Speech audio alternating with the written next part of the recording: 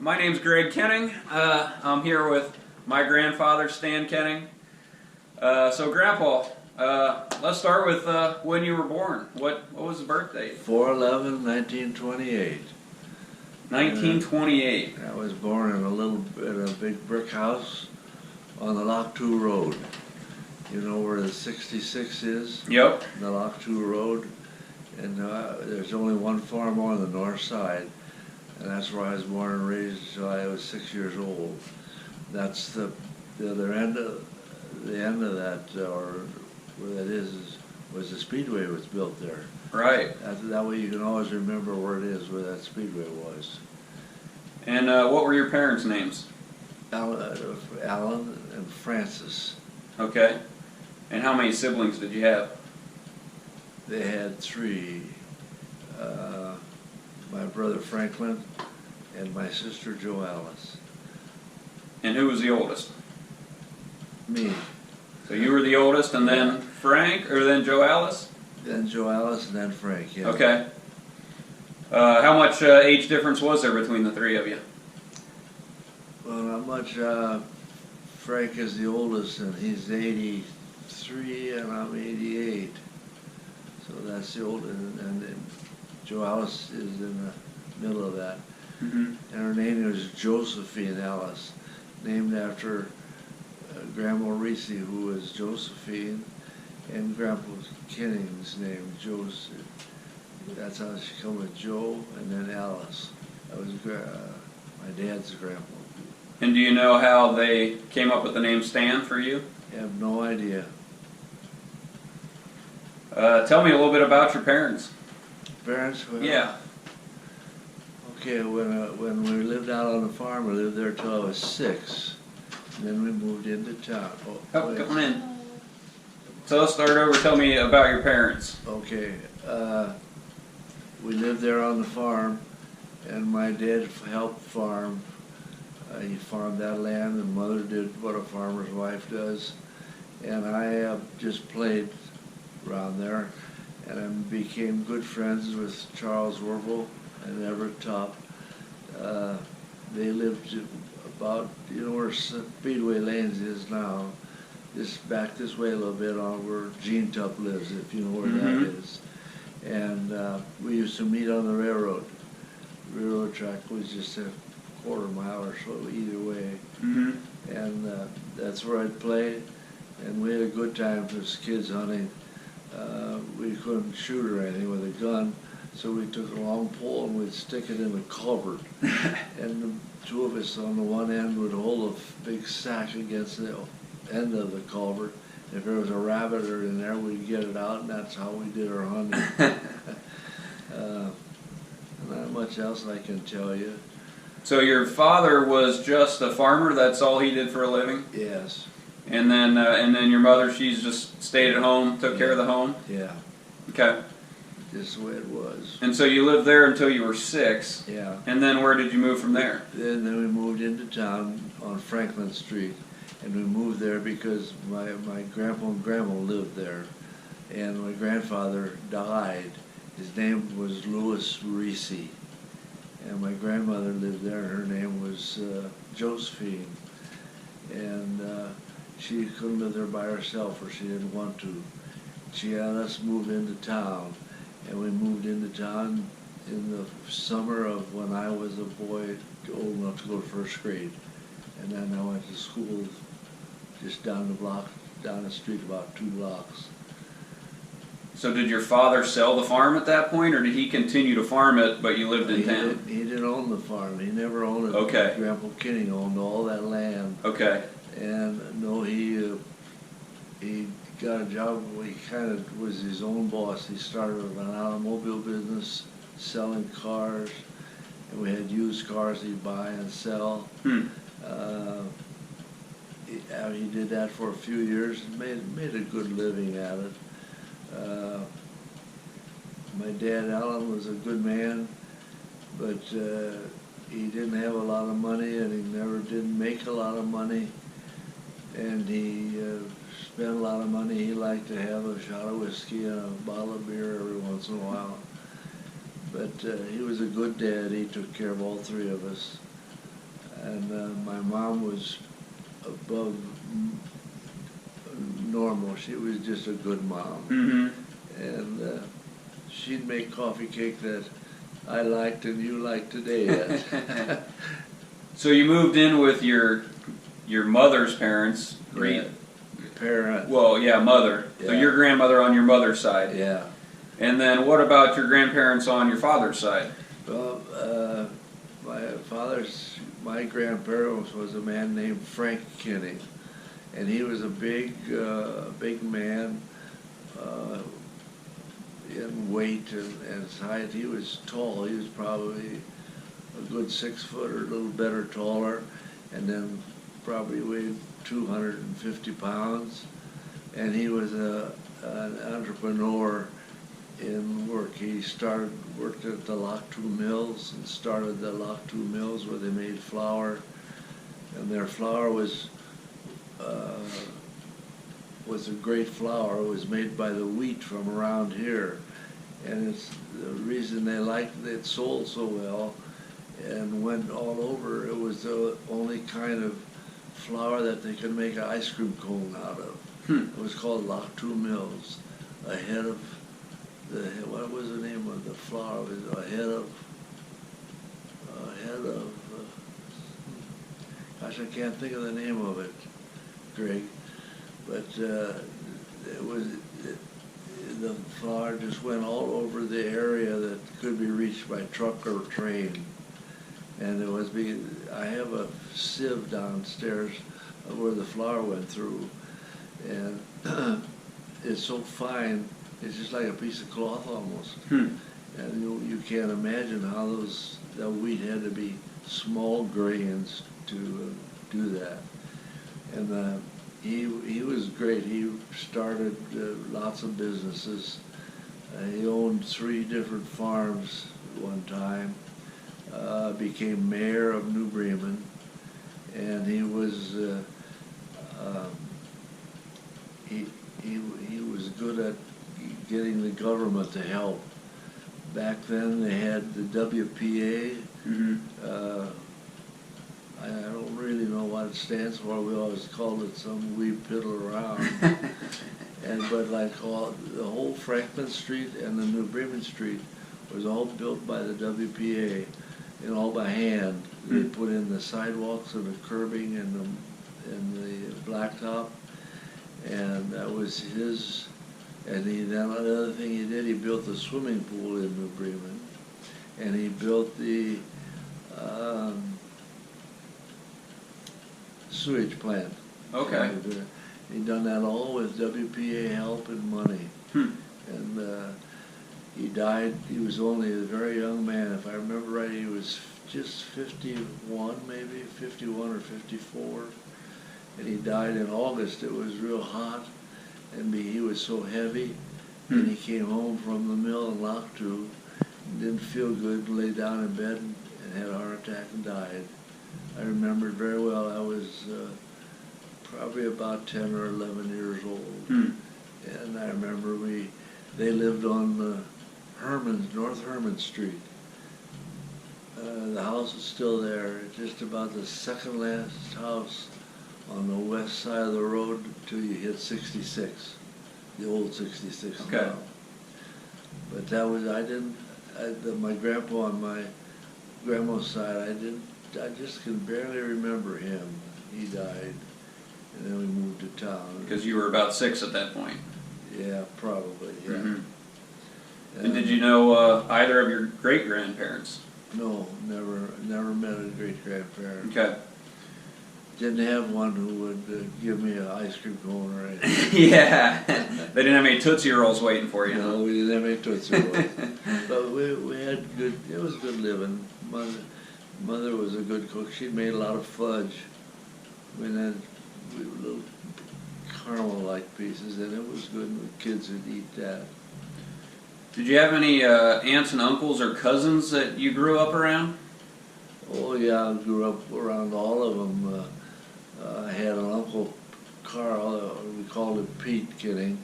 He was run the mill after Grandpa died, and he was a baseball player and a baseball fan. Oh, let's see, what else did I run around with?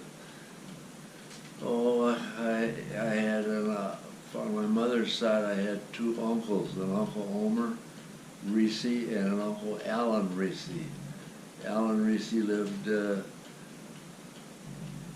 mile or 2 miles out of town. How long is as far as that road? I gotta think.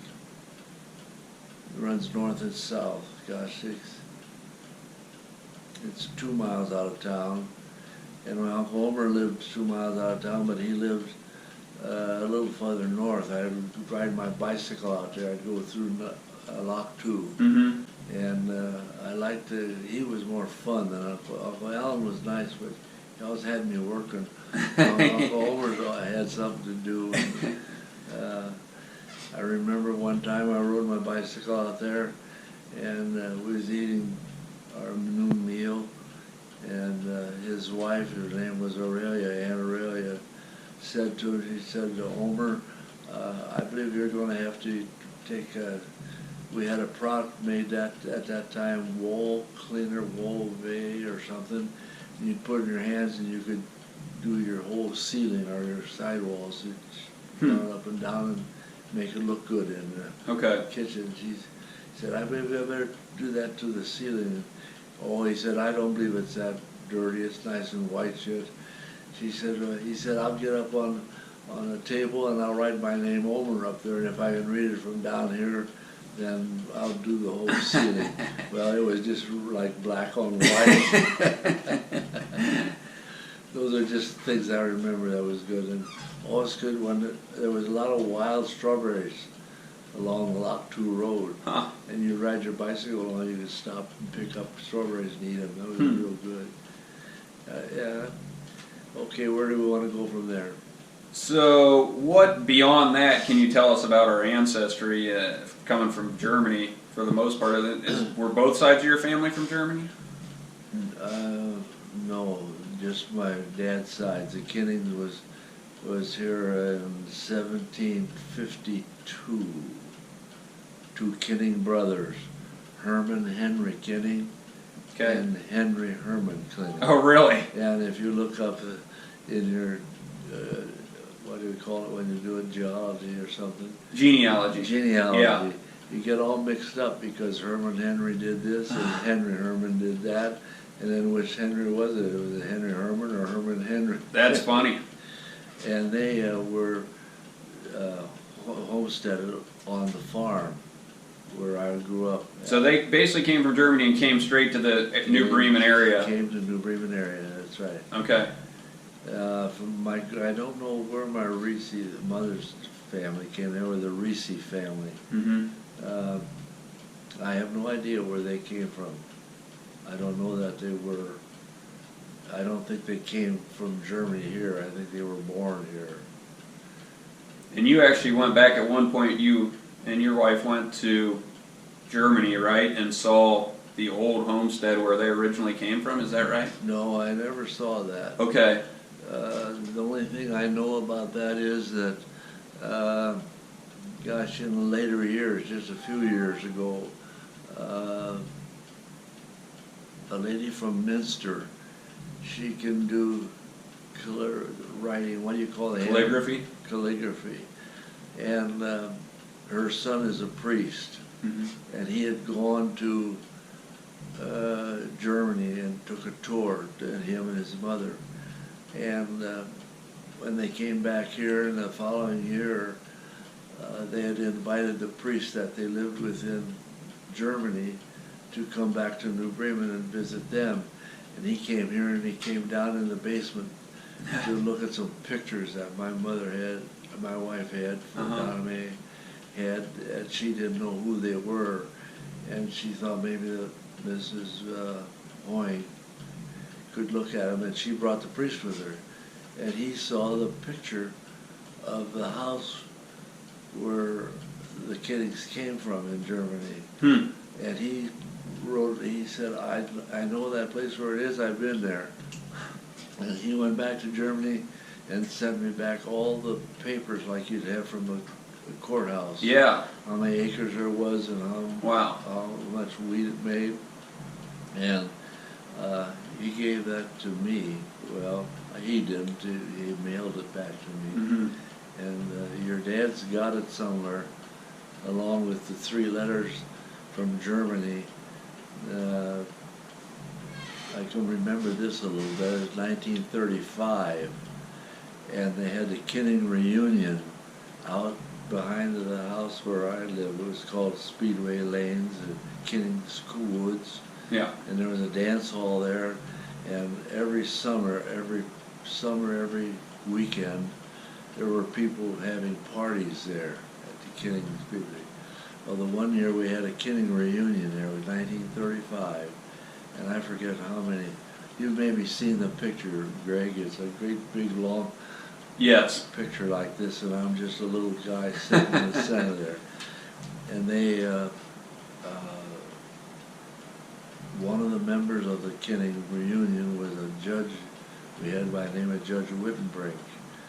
And he wrote a letter to 3 different, I don't know if they were priests or ministers or what, in Germany, trying to determine what part of Germany the Kuenn spelled it, and what part of Germany spelled it Kunn.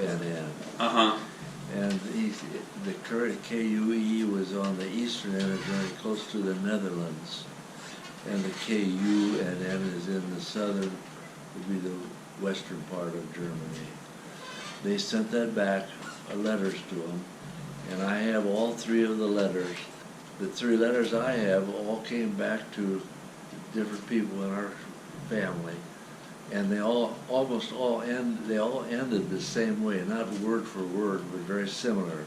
We just hope that our aunt and uncle, and we just hope that our brothers and sisters, or we just hope that our mother and dad or people they knew have it as nice in the United States as we have it in Germany. Mr. Hitler is absolutely the nicest man you could have. See, and that was true. When he started in Germany, he gave everybody money that didn't have anything. He gave them food, and it was true. When he was just a young man, he was a very nice man, but he did turn into a bad person. Yeah. Okay. So tell me about the Speedway and how it was built and who built it and why did they build it? I don't know exactly how it was built or who built it. It was just built on the land back there, and of course, as far as building it, they didn't have all the equipment we got now, but they did make a big grandstand there. Yeah. So it was just built on your grandfather's land, Yeah, right? yeah. But your grandfather wasn't really part of the ownership or anything like just that. built on our land. Okay. And they had no money involved in it. They received no money for it. Huh. It was just he put it in to have it in his area where that's the type of guy he was. Okay. And how they built it, I don't know. Well, they had a grandstand that they burned down, and that's when they closed it. And then they built a big one, new one out of dirt. Okay. And built it, just put seats on the dirt. But that wasn't done by my grandfather or my father. It was done by, I don't even know who owned it at that time. Got it. In fact, there was a group of about, I think it was 8 men who actually owned that. They bought that little part and owned it. And the speedway became very popular because it was only a half-mile speedway and had set all kind of records for speed. And we had all the very popular speed boat or speed drivers. A.J. Foyt, I mean, he came here, and I can't think of the names right now, Greg. They used to come like on Wednesday and Thursday with their race cars and store them in our barn. And I don't know where they didn't live in our house now. They lived, well, New Bremen had all the hotels in town because of the canal before that. Mm-hmm. And on Thursday and Friday they would get their racers out and drive them down the lane right onto the racetrack, and I could hear them running out there. Yeah, so it was well known all Wow. over the country. Yeah. Well, we got to get a little older, don't we? Yeah. I went to school in New Bremen. I went in the old grade school, which is on South Franklin Street. And I like to tell this story all the time, that my brother married a Trudy Sweeterman, who became the principal of the grade school. She was the principal when I was in grade school. When you were in grade school, Yep. right. Anyhow, she was so happy when they built that new building. They had a fire practice, and we were over there that evening, and she was so happy that they had a fire practice and timed it in 3 minutes, and they had the entire grade school empty. And I just said, my gosh, when I was in grade school, we was out in 1 minute, because the high school, or the grade school at that time, was just a square building that had 8 rooms in it, first grade through 8. 4 on this floor, ground floor, 4 on the ceiling. They all had their own fire escape, Yeah. every one of them. So you just dump straight out the room. When they have a fire practice, something would go off, and they'd open up that back door, and in a minute we'd be on the steps at the longest. Or at least we'd be on the ground within a minute or minute and a half. And they tore that building down. It's too bad. That would have made a good building. Yeah, I've seen pictures of it. Yeah. One more old story. I thought that as I recall, there was some story about one of the Wright brothers flying up here in an airplane. Okay. What's that story? Okay, that story is back when we lived on the farm there, my first 6 years. Yep. They started, as I told you, they started having I don't know what the word is on weekends, like we have Oktoberfest, or New Bremen has New Bremen Fest. Yeah, so they would have festivals? They would festivals out there, that's right. And they would... Oh, so was the speedway there at that point? Yeah, but they didn't have races. Okay, but they had the dance club. They had the woods there where they could have parties in. Okay. And one day, a man stopped, was one of the Wright brothers, and asked my grandfather what he would charge them, and they would land in that nice alfalfa field right along 66, and they would have airplane rides. They would sell them, and he wanted to know how much he'd charge him. And my grandpa said, I won't charge you a thing, but I would all of my children have a ride in it. And my Aunt Hulda was the first one to ride in it on the Kuenning family. And then my dad and Uncle Pete. Back to growing up in New Bremen, when you were 6 to 10 to 12 years old, what did you do for fun once you were living in town, and what'd you guys do during the summer when you weren't going to school? Oh, just causing trouble. I had a whole group of guys. One of them was the preacher's son, Paul Melchert, and there was Paul Brees. His dad's name was Wimpy, and they called the young Paul Wimpy also. And there was a fellow by the name of Phil Rust who lived out. They all lived just within a block of one another. And we'd meet out and play, and well, maybe we'd play ball, or when the watermelon or melon season was done, we'd sneak into people's garden and get a watermelon or a muskmelon. Just do things like that. One of the best things we would do, we would sleep out overnight. We just had a blanket and a pillow, and we'd roll the pillow up in the blanket and lay it somewhere, and then when it got dark at night, we'd unroll it, and then we'd sleep outdoors all night long.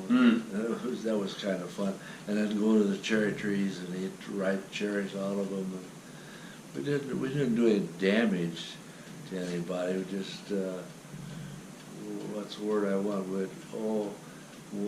down at the corner, one of the men had a big fish pond in there, and we would go down there and reach in and catch the fish and let them back down and catch them. They were just, we did a little damage that way sometimes. Yeah. We didn't break any windows unless on purpose or burn any buildings down. As we got a little bit older, we had baseball teams, softball teams, basketball teams, and well, just what kids do now. Mm-hmm. Do you remember anything specific that you ever did that got you in a lot of trouble? That got me in a lot of trouble? Yeah. The worst thing I did that get in bad trouble, back when Halloween was real popular, and every year people would get things done, broken. And one year New Knoxville had a real bad year. There was farm machinery that was ruined or painted different colors, and the sheriff and them said that next year when that happens, if there's any painting or that going on, they're going to get caught, and we don't know what we'll do with them, but we're going to get caught. Well, the following year at Halloween, New Knoxville was our most, what I want to say, hated Biggest rival? rival Yeah. in the basketball and football. They didn't have football, basketball, and baseball. And a couple of us guys were uptown, Everett, Charles Werble, myself, and what do I want to do? And they said, let's go paint the steps into Knoxville School with paint of Minster colors. Yeah. Well, where are we going to get the paint from? Well, we needed black and orange, and we had a friend, gosh, can't think of his name right now. He worked there, he painted the broom handles, and the paint was, they had a big can with metal rubber across the top, and they would take the broom handle, stick it down there and pull it through that hole, and they paint different colors. Mm-hmm. Well, he had 2 cans of black and one of black, one of orange paint that only had just a little bit of paint at the bottom. He couldn't reach them anymore to do any good paint. Mm-hmm. We stole them from the broom company. I said, that's 5, that's, how many guys? 5, Everett, Charles, myself. Yeah, then that guy, oh, that Liedeke was his name. Last name was Liedeke. Oh gosh, I'm trying to think who else. We wound up with 10 guys, and the 10th guy was the name of Tom Snelly or Spike Snelly, and he run this Ohio Station uptown, right catty corner from Sherman's drugstore. Uh-huh. And it was about 8 o'clock or so, and we said, Spike, we're going to do a little painting on the school steps. Why don't you go along? We'd like to have you go along. Well, he said, I can't. I got to have the station open until 9. Well, we close a little early tonight. We'll help you. So we helped carry all the oil cans in, and to close out the filling station. And the local policeman was Molly Werman, Clarence Werman. He was the police chief. And he drove by us all the time. He saw us all that evening. And we went over to Knoxville, and it was just getting dark. And we run up and we emptied them cans out, and we threw the cans into the shrubbery, got back in and drove all the way out to 274 and 29. Mm-hmm. There used to be a little junkyard out there. And we went by there and we saw he had some buggies there, horse-drawn buggies. Mm-hmm. We stopped, and we 2 guys would get in each trunk, and we'd each hold on to one of the whatever you call it on a wagon, and we pulled them into New Bremen. We said, we'll take them to our school steps, and we'll turn them upside down, and they'll have to move them before they can open the door. Right. And that's what we did. And we drove down through the New Bremen. We said, how are we going to get past Molly? He's driving, and he lives right on that street. Uh-huh. We drove down the alley in the back, and we came out there, well, where Carl Watkins lived. Okay. That's where we came out on that side of school, and we pulled one around to the front door and this north door. And some girl squealed on us, and it took all 10 of us, and we had to go to county court.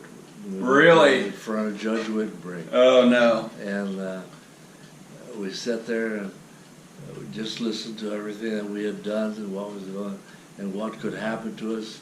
And the judge was asked if we had done that, and we all told him the truth. Yes, we did. Yes, yes.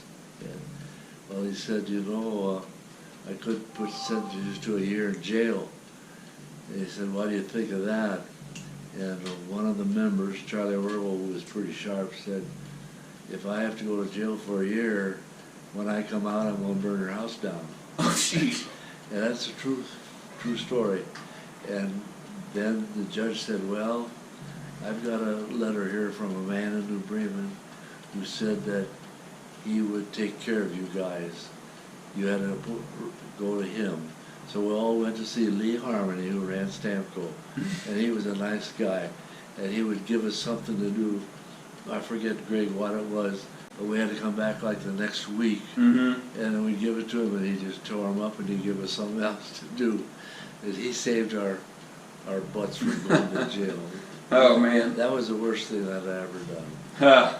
Yeah, otherwise, the worst thing in Halloween, a lot of times you do go around. Back then, almost every house, the switch box was on the porch.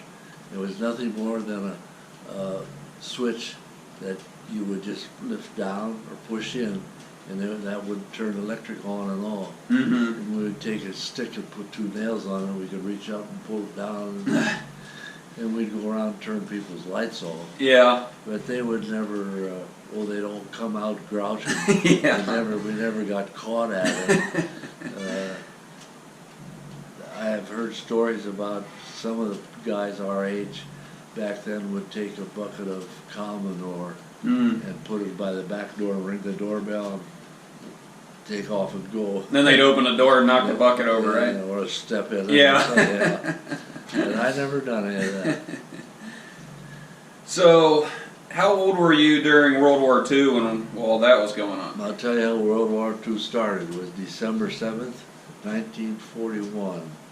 And I had a playmate, his dad was a baker in town. The building is still there, it's just it's the 4th building down from what was Hall's IGA. That whole row of buildings on there. Yep. It's all stucco, I think. That's where he had his bakery. And Dave was his son. He was about 3 or 4 years older than I was. But we could play basketball in that bakery, in that back room. He had a basket up there, and during the wintertime we go there. Well, this December 7th was a real nice warm day. In fact, it had to be almost 70 degrees, so we just went out in our white t-shirts. And we were each dribbling a basketball down Monroe Street. I remember right where it was, right now there. I think Crown owns it. There's a rail fence on the north walk right in the middle of town, right across from the building that burned. Okay. And we were dribbling our basketball down there. We were going to Sweeterman's. Back of Sweeterman's, they had anybody could come there. They had a basketball outdoors goal. And as we were dribbling down there, a gentleman by the name of Roger Bussey, he just died not very long ago. And his dad was a cattle buyer. And I'll switch from this just for a minute to tell you about his dad. His dad was a good old guy, Ray Bussey, and everybody around here knew him and knew what he did. He bought and sold cattle, and it's before they televised it and put it on the radio like now what beef was doing that day. And he would come into Bolly's, where the beer place was, and he'd get up on a chair and he'd say, Bolly, I need a beer. He said, I've lied so much today I can't believe myself. That was Ray. And he had bought Junior, his son, a brand new Pontiac, a 1942 Pontiac, light gray, trimmed with red stripes on the side. And that was his Christmas present for 1942. And he pulled up beside David and I, we were dribbling. He said, boy, they just bombed Pearl Harbor. Pearl Harbor, yeah, out west somewhere, Pearl Harbor. And, okay, that's too bad. Well, we didn't know what Pearl Harbor was then. We just kept on dribbling and went down and played basketball. But we found out in a few days what Pearl Harbor was, what President Roosevelt did. So did your life change much over the next few years because of the war? Not really. It was pretty insulated in New Bremen. Yeah, inflated, and all of our school teachers were, I won't say the best teachers in the world. They just come from all over, and I don't know how to explain it to you, Greg. I think they were just different than the kind of teachers that you got today, who were highly educated. The teachers, for instance, I could tell you one teacher, when we were in high school, we had a big room, where they call it, Like the auditorium or no, not where they would study, cafeteria? no, where you could just go and do your lessons or study. Like study hall. Study hall. Mm-hmm. And she would be in her day that she was in there, she'd run up to the backboard and she'd write, "It is now 2:02 p.m. And then maybe a half hour later, she said, "It is now 2:12 p.m. And we had another teacher who, this was 1940, this is about 47. The war was over, and she had taken a trip to Europe on a boat. And one of the students was David Weinberg, who would, when he was 16, quit school and joined the Army. And he come back. They had a group of 7 boys that year that came back and graduated. They were in Donna Mae's class. And Dave was there that day, and he said, "You didn't go there in a boat." She said, "I did too." He said, "No, you went there in a ship. The boat is the lifeboats they have on the side." And they got such an argument, the teacher and him. He got mad and walked out and never got graduated. Really? Never got a diploma. Huh. We had another guy in town, Les Tupp. He was one of them.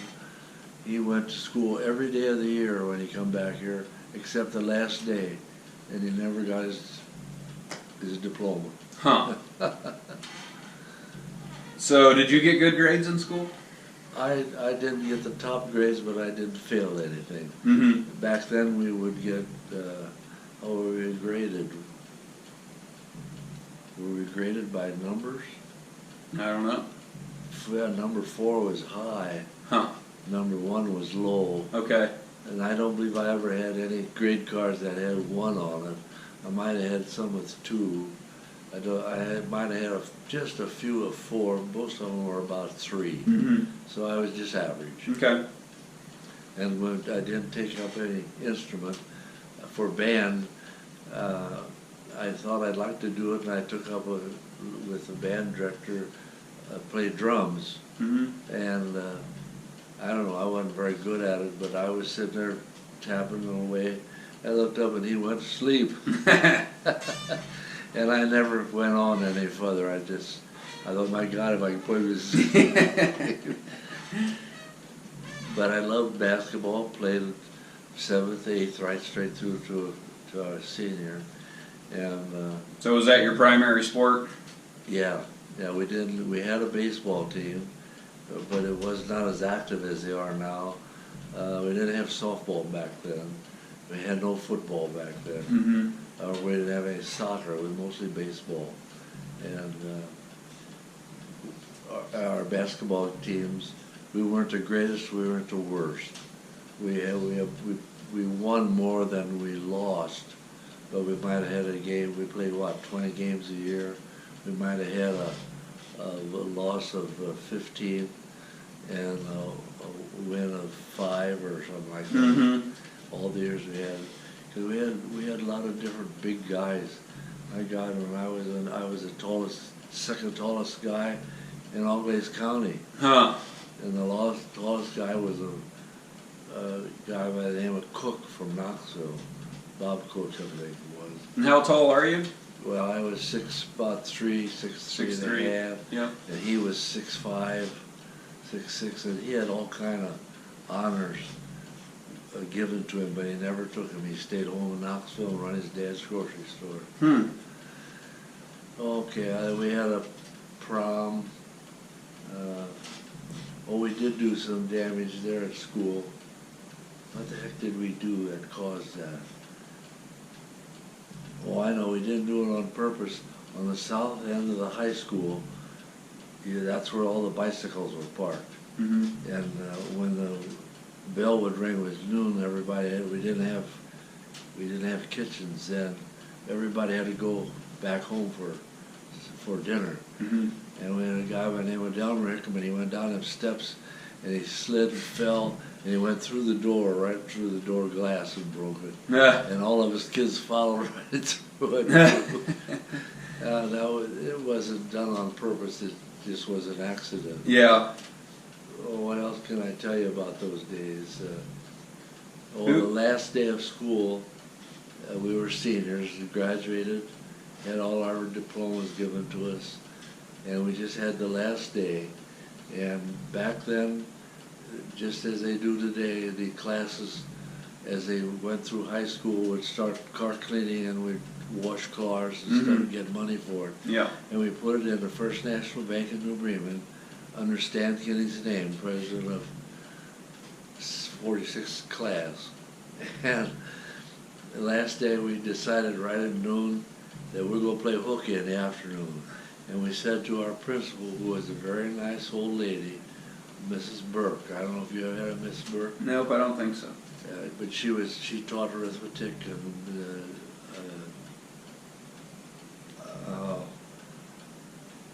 what's the other things you take up above arithmetic?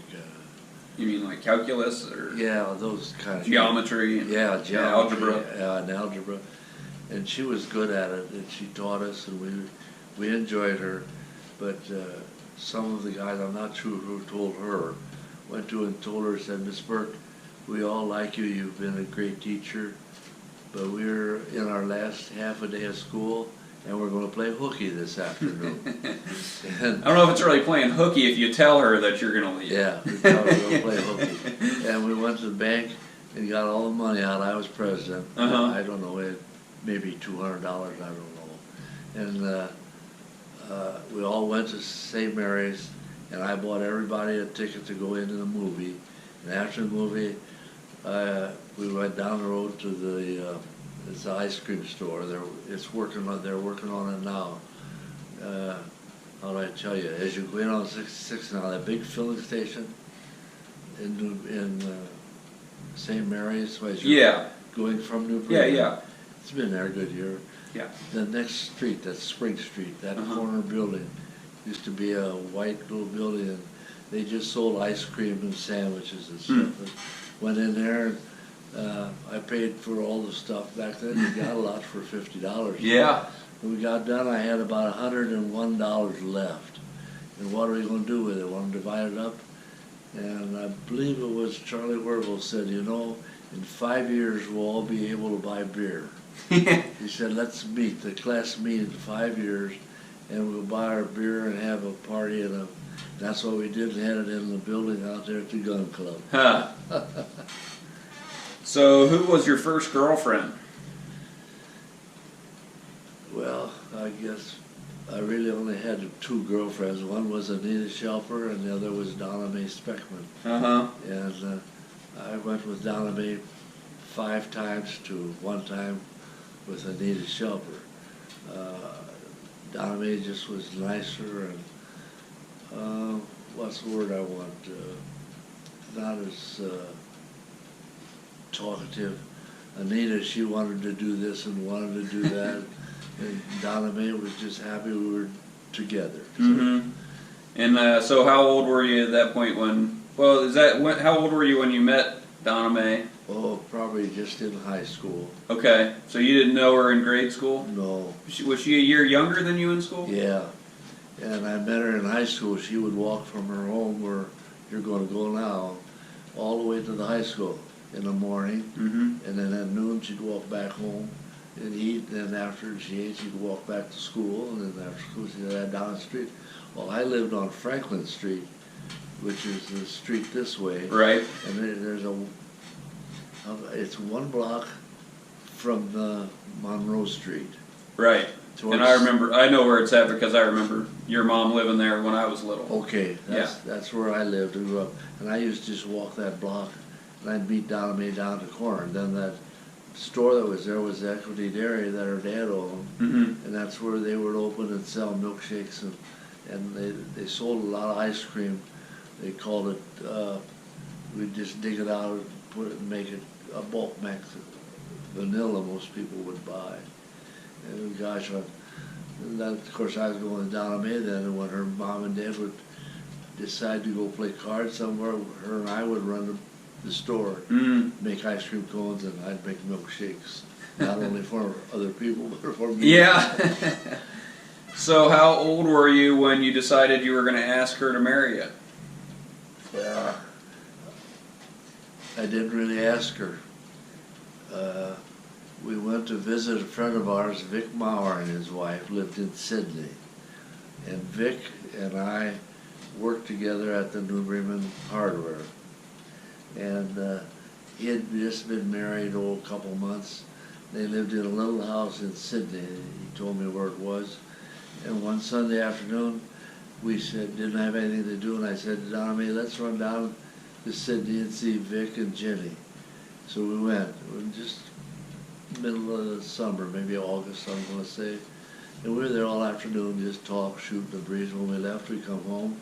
And we was coming home, Donna Mae said to me, why don't we get married? And I said, okay, let's get married. And we just talked about it then. And so you both graduated from high school at that point? oh yeah, we had graduated. She was working at Stamco, and so about how old do you think you were then at that point?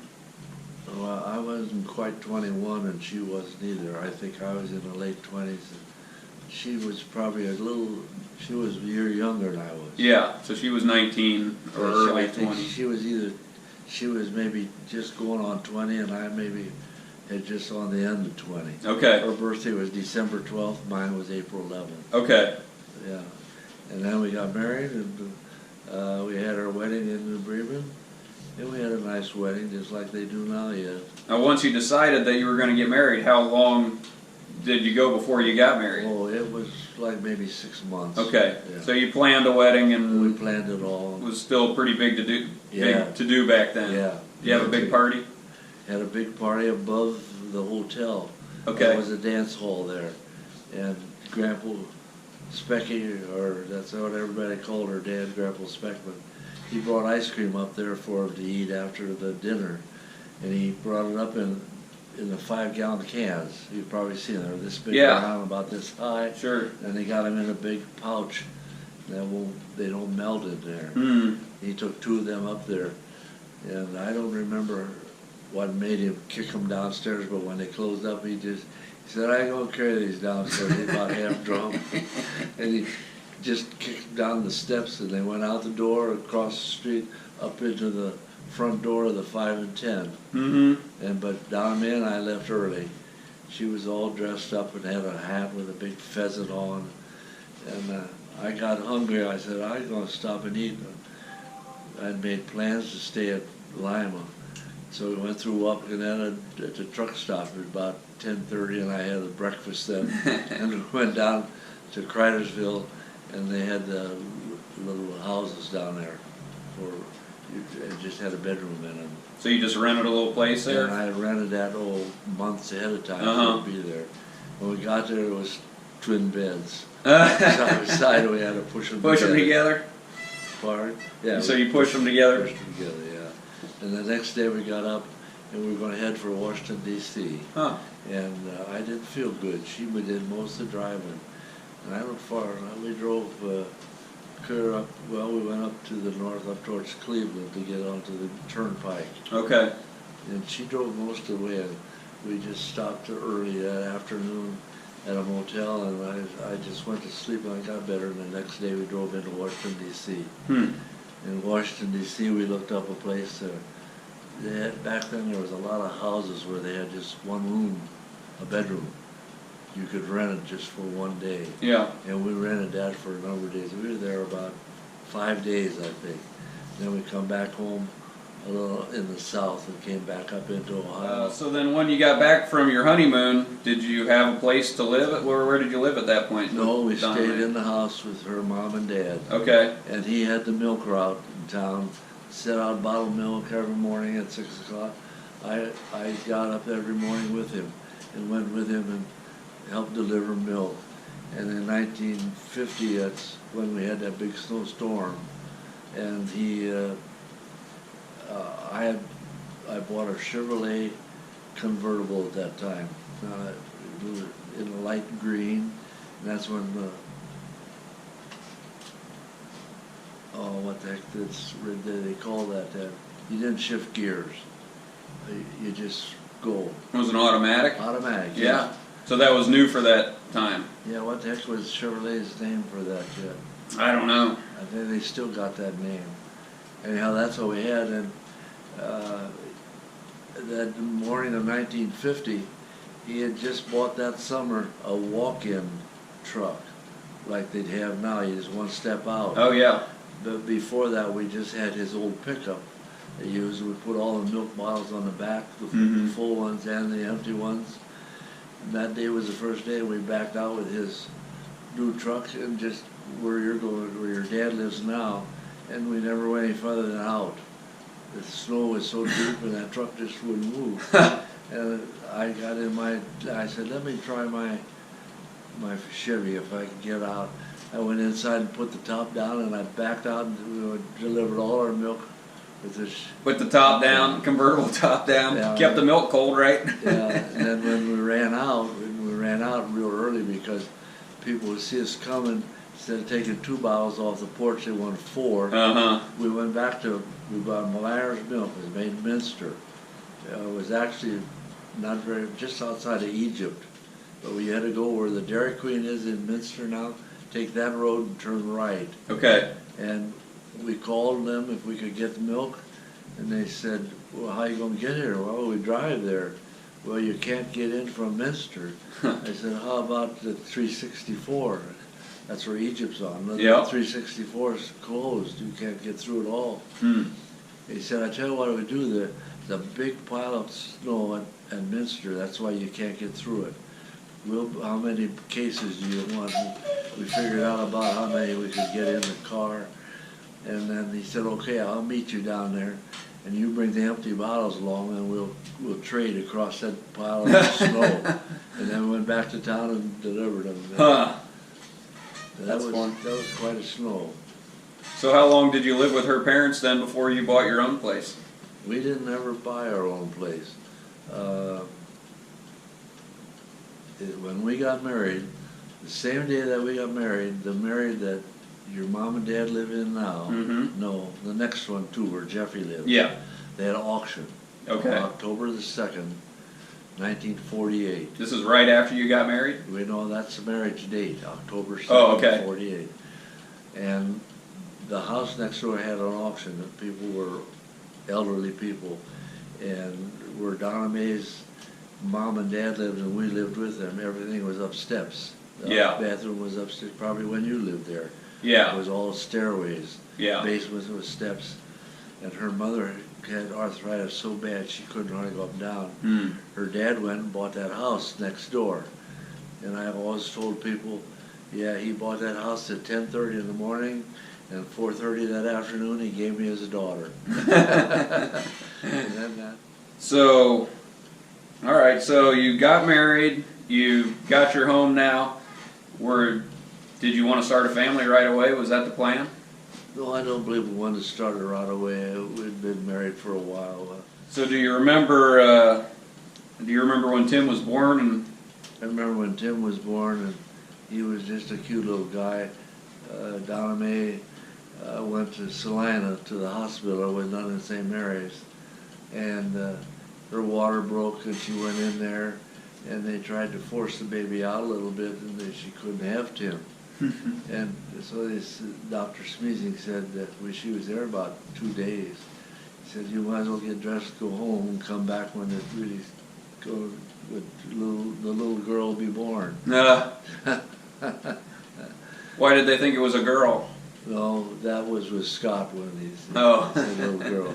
They said when the little, he didn't, back then we didn't know if it'd be a boy or a girl till it was born. Yeah. We weren't nosy like the young ones are today to have them x-rayed to see what they're going to have. Uh-huh. Anyhow, I believe we were home 2 days, and then she said, I'm going to have a baby. I can feel it. We got to go. Took her back to Salina, and she had it that night. So where did you get the name Tim? Who picked that one? I don't know. We just picked it out. I have no idea how we picked it. I don't remember. Because I remember how we picked out Scott's. Yeah. You probably know that. Yeah, go ahead, tell that story. How you know how to tell that? Yeah. No, you go ahead and tell it. Yeah, well, Tim, we named Tim right away. He was named at the hospital. Now, when Donna Mae became pregnant and had go to the hospital, we went to St. Mary's Hospital. So see, that's the age, difference in their age. Yeah. There's a good number of years there. Yeah. And Dr. Schmeezing was our doctor, and he guaranteed us that she's going to have a little girl. He said, don't plan on a boy, don't plan a boy's name or because you're going to have a little girl. Well, out popped little Scott. And every day I would go to visit Donna Mae at noon. And then we'd say we're going to try to pick out a name. And it was in the spring. When is your dad's birthday? June, yeah. Yeah. Anyhow, we had the hardware store where it was downtown then. And I went down to it the 5th day after he was born. I left at noon because I would just stay there for a little while just to say hi to her. I'd go back every evening and eat with her and spend the night.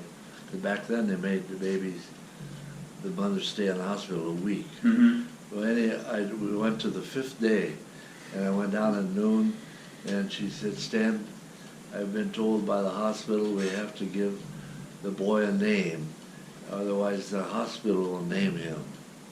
And I said, well, Donna Mae, I don't care what, it don't make me any difference. You pick out a nice name. I got a load of Scott's turf builder, and I was new to the area, and it looked like rain that day, and we had on the sidewalk outdoors a whole, not a semi-truckload, but Pallet. a couple pallets of it. Uh-huh. And the only place I had to put it was in the window. So I had it unloaded and put it in the window. Mm-hmm. Well, when I said Scott's, and she said, we'll call him Scott. I said, that's good enough for me. Yeah. And then we wrote a letter to Scott and told him how we named our son that. They sent us a $25 government bond. So when you think back to the time when Tim and Scott were little boys, is there any memories that pop into your mind that you think about? Oh gosh, Greg, we could sit here for 5 hours. They were both good little boys, and I guess Tim, he liked the motors the best, and they did buy him a little thing. A little dirt bike or something? Or go-kart. go-kart, yeah. Yeah, I remember they'd ride him around the field, and Mm-hmm. as Scott grew older, he liked that too, and they would take turns. And, they grew up together, grew up as good brothers, and to tell you the truth, they were very good brothers, and they're very good brothers now, but because of the breakup, there's been a little tension between them. Mm-hmm. Tim hardly comes to see me at all because he works so much. He's cutting those kind of things. They cut like 400 of them and sell them at Oktoberfest and that. Right. And they make some good money on it. He's retired now. He quit his job, and your dad tries to spend an hour on that every day with me, and he can. And I tell him, Scott, I'm all right over there. If you don't have anything to do tonight, then slip over. And then he started coming over in the evenings, just about 7 o'clock, when the Wheel of Fortune come on. Mm. And sometimes I think he should go to the Wheel of Fortune. Yeah. And then the next one we'd watch was Jeopardy, and he's good at Jeopardy too. And for several months after I was in Elmwood, he come there every night. And he and Tim don't get along that way. He just, they're two different types. When I die, they'll probably become very close. What when you think back to when they were young, I'm sure they did some things to get into trouble. What let's start with Tim. What can you think about that comes to mind that got him in trouble? Well, you know, Greg, I just can't think of anything that he did real bad. Because I had the store, so when he could learn to walk, he was at the store, and he would go along, and when he could ride a little bicycle, or a tricycle, he used to drive his tricycle all the way to the store, and then he would spend all day at the store with me. And he'd drive around that block on his tricycle. And he knew all the people around there. Yeah. Like Cook has a welding shop, and he'd drive by there and holler, "Hi, Cook." You know, I can't think of anything that he did that he was in big trouble in that I had to get the sheriff or anything. Something about the war ended, I can tell you that my dad was in the car business, and he had a car, I believe it was a Buick. It wasn't a convertible, it was a big car. But the floor leaked a little in the front where the person sat, and it rained like heck that day when the war was declared over. And we were told by Donna Mae's uncle, who lives in Dayton, he happened to be down here, get in that car and drive around town blowing your horn, celebrating the end of the war. And Donna Mae was wearing a nice velvet dress or something, and it got all wet. But as far as the boys, I really don't. Scott, the only thing Scott had, he had a good friend, Lee Lampert. And Lee always would stay up around the canal, maybe up till midnight. I don't know what they would do, nothing they could hurt or do up there. And he would have Scott with him. And I'd have to go get Scott and raise Cain. Yeah. So it's after midnight, you gotta get home and get to bed. So let's go back a little bit. You talked about what was officially, what would you say was your first job? My first job? Yeah. Well, I was 11 when I got a job in a hardware store. Okay. And where was that hardware store? That hardware store was in New Bremen, and that's the store that I wrote about. It was in the paper about a month ago. About 500 people read it and come to me and congratulated me. And the story is that when I was 11 years old, I came home, and that was during the 30s when the pants went from knickers to long pants. And how I told you Charlie Werble had one, and Mom said he didn't have $1.89 to buy a pair of pants. That's when I started going back through town, knocking on doors, asking if I could. Did I tell you this once? No, Asking if I could get a job washing windows and sweeping floors. And the persons in the hardware, who the owner wasn't even there, was the guy, the manager, and another lady. You're hired right now, but that's not your number one job. When your number one job is, when you don't have school, you're here at 8 o'clock. When you do have school, you're right here about 10 till 4. We used to get out at 4:45. And right after you get here, we got a spittoon at the front door, we have a spittoon at the cash register, and we have a spittoon at the back door. And they're brass. I want them washed, cleaned, and polished and shined every day. And that was my first job in the hardware. And you were about 11 then? I was 11 years old. And was that hardware in the same spot that? No. It was in a different spot than your hardware? No, it was there where the pub was, where the Legion had their, where we ate, and the Legion had their hall upstairs. That's where the hardware was. Okay. And it was there, I can't tell you how many years, quite a few years. Well, the owner then became Bob, who was his son, and he decided to change his name. He said he was going to go into wholesale. And we put in a full stock of pipe fittings, a big stock of bolts, fence, a lot of fence posts, barbed wire. We put in pipe, bundles of half of every size, 8-inch through 2-inch, black and galvanized. And we'd get that in on a railroad car. And I was getting a little older then. That he was building the hardware into wholesale as well as retail, and that's why he named it NB Hardware. and he bought cars for the salesmen who were on the road. He had 6 Chevrolets, they were all green, and they all had NB hardware, New Bremen hardware, New Bremen, Ohio. And I traveled up a little for a while, a couple of years. I traveled up through Walpock and all the towns up north, Lima. I just can't name all of them real quick now. Elida, Kalida, and I called on hardware stores and farm. I went to a lot of elevators. Okay. Because back then they all sold fence. Yeah. And I did that for several years.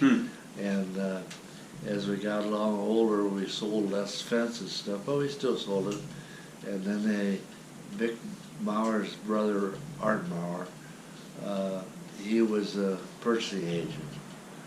And he was offered a chance to be a half owner of a Chevrolet dealership with Ray Kuenning in New Bremen.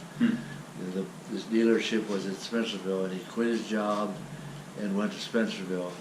And I asked Bob if I could have the job of purchasing agent. So I can't tell you the exact number of years, Greg, I was purchasing agent, but I added a lot of stuff, and I made some deals that he even congratulated me on. I know we put in cases of quarts and gallons of oil.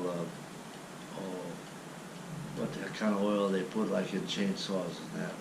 Like 2-cycle oil? 2-cycle oil. Yeah. I bought them from some company around here, put them in the warehouse, and the salesman sold them, and we made some money on them. And then Bob, who owned the company, he actually congratulated me one day. He said, "God stand, you're doing a good job of buying." But yeah, otherwise I would check the paint and order the paint that we needed. I would check if we needed 6-inch stay fence or 12-inch stay fence. If we need 7-foot fence poles, 6-foot fence poles, 5-foot fence poles, barbed wire. And we didn't have a place to put a lot of it, and we put it on a big lot between the post office, which was on the corner, and the new building. That new building wasn't there, it was just a big lot. Okay. So when did the hardware store move down the street and to where it was in New Bremen when you operated it? When we moved it across the street for the second time. Okay. We bought it in 1953. That's when you bought it? We bought it, yeah. 1953, and we bought it. We took a guest inventory.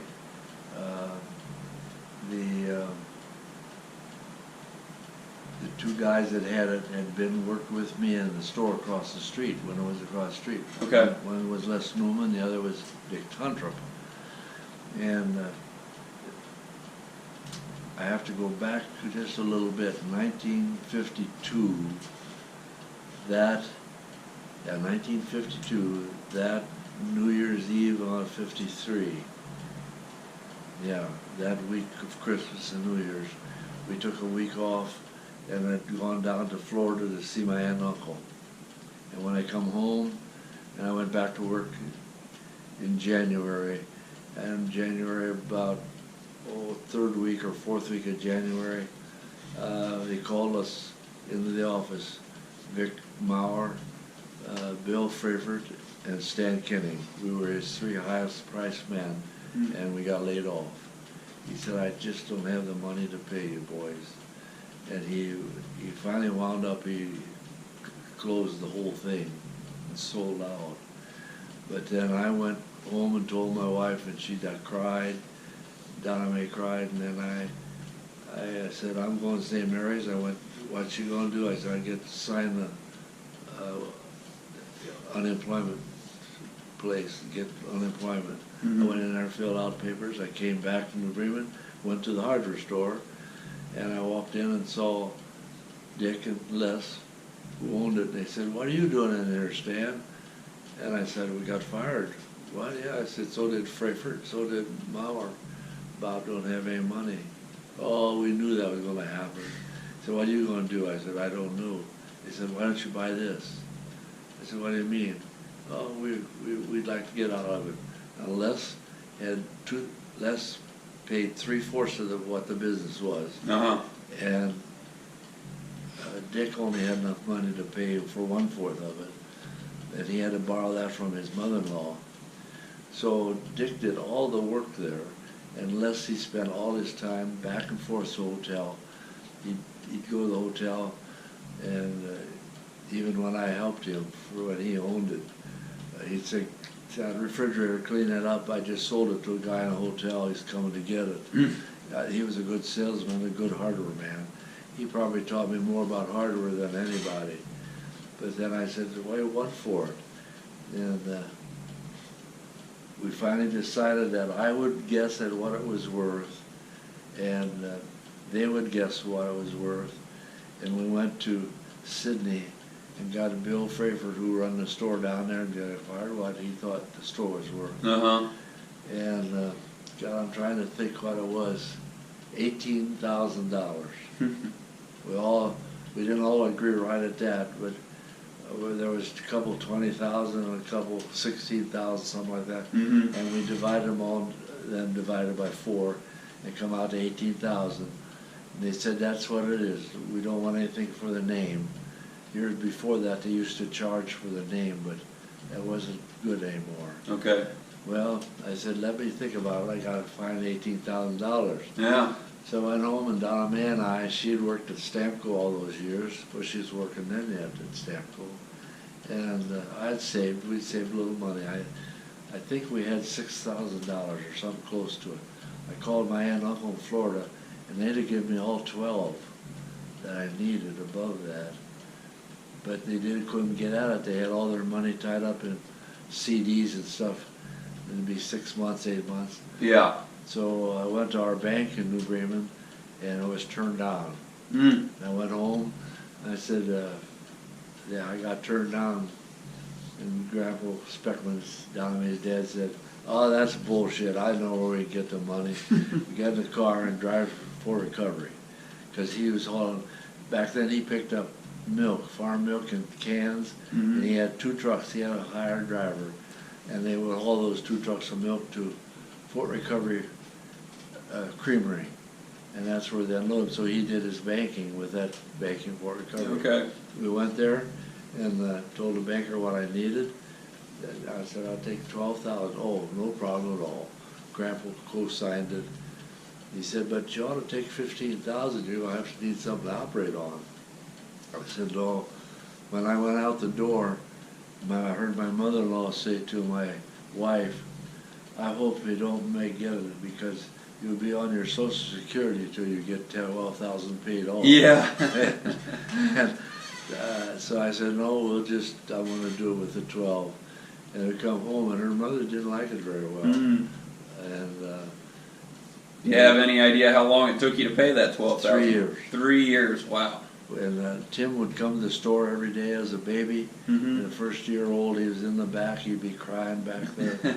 And that was when it was in the new store where we are. Yeah. For them. Yeah. And Donna Mae didn't know anything about hardware, but she quit her job at Chinese. And Dick, the guy who owned it, he and his wife, they wanted a job, and I hired both of them. And back then, the weekly pay was $25 a week. People at Stamco got $25 a week. People at Goodyear, $25 a week. That was all money was worth back then. Yep. Anyhow, I bought it from him, and Donna Mae came and worked, and Dick worked, and we were open from 8 in the morning till 9 at night. And did you pretty much just run it with the 4 of you? Yeah. Or no other employees? No other employees. I would hire high school boys later on, after we had it paid for. I hired high school boys. One was a Stauffer boy. I can't think of all of them. They had to come after school and clean up the store. Empty the paper bag, clean out the back end and straighten up. If we had a paint shipment come in, I would have to get painted from across the street. And I'd go over and get enough for a couple of weeks. And we didn't have enough room in the store for it. We had it stored in the basement. They had it stored down there. And they had to sweep the floor down there. We had a coal-fired furnace. And one day the furnace, the boiler exploded, cracked, midwinter. So I had to put a new furnace in it, and then I put a gas furnace in it. And we got the other one was a coal with a stoker.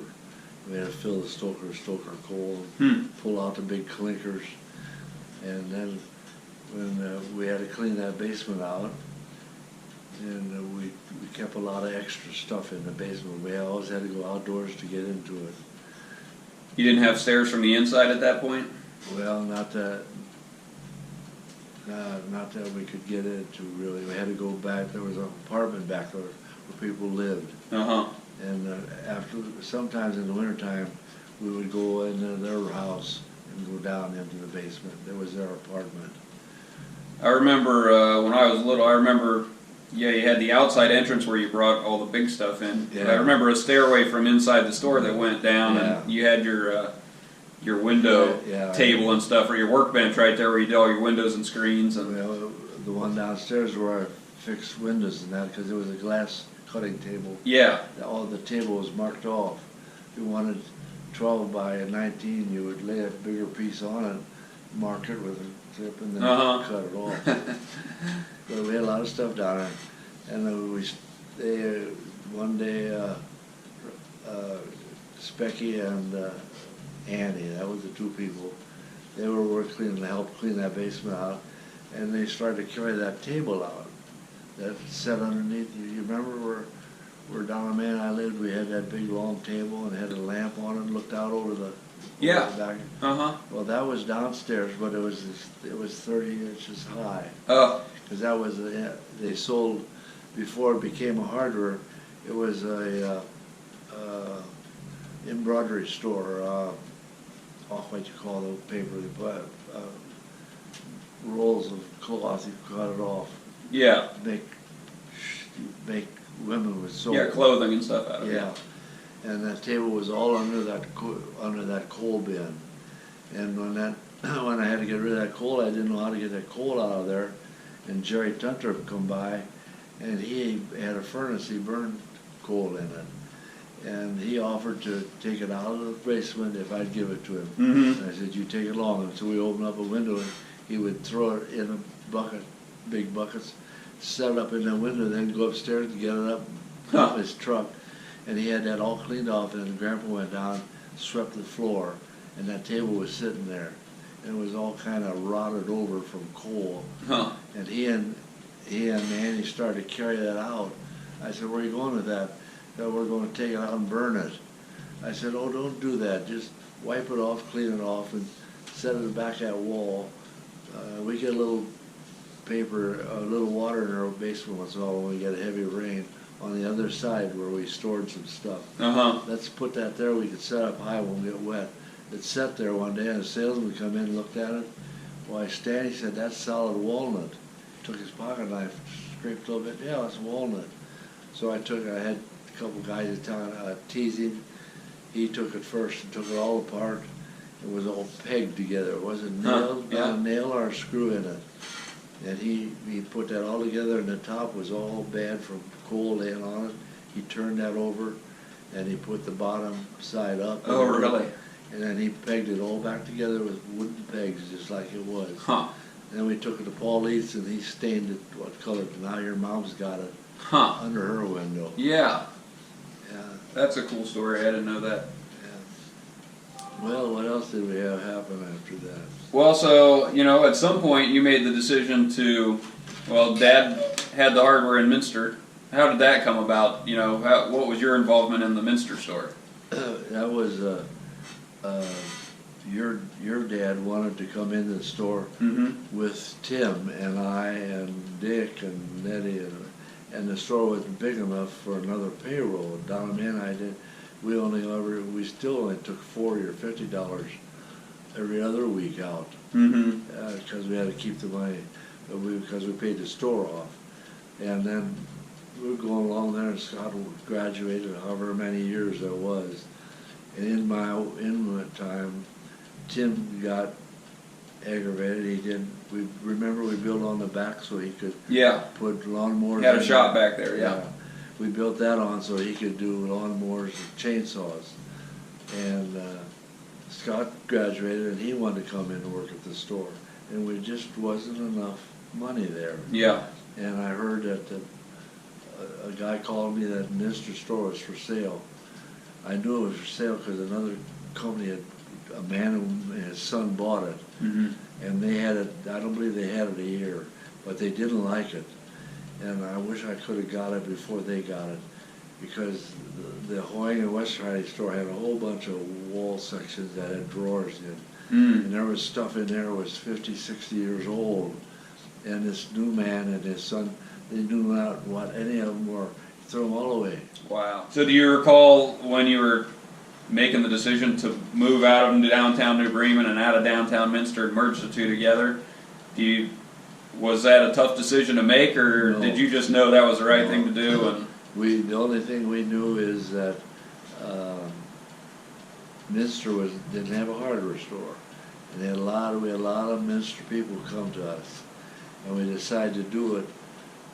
A lot of people, many in Minster, and not too many from Minster, mostly from New Bremen, said you'll never make it. You won't make it. Won't make any money between the two, between the new store. Between the new store and Minster only. Yeah.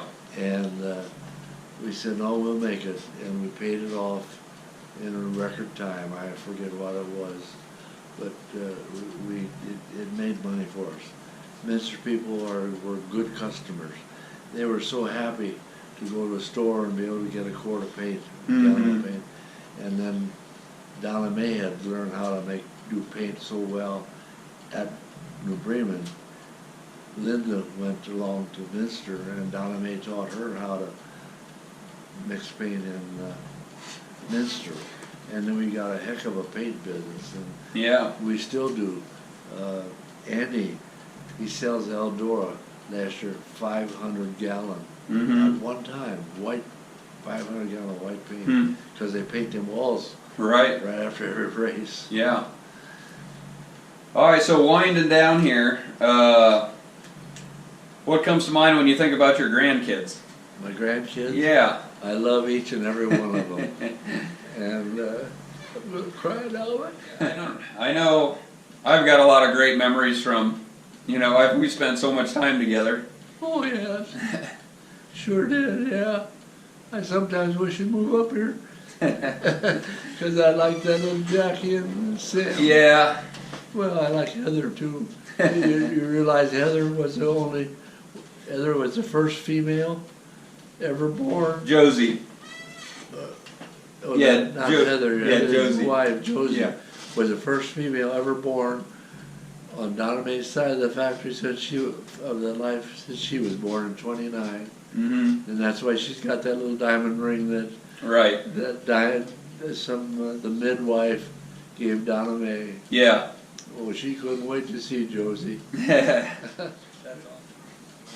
Well, 5 o'clock I gotta go eat, then 6 o'clock they'll pick me up.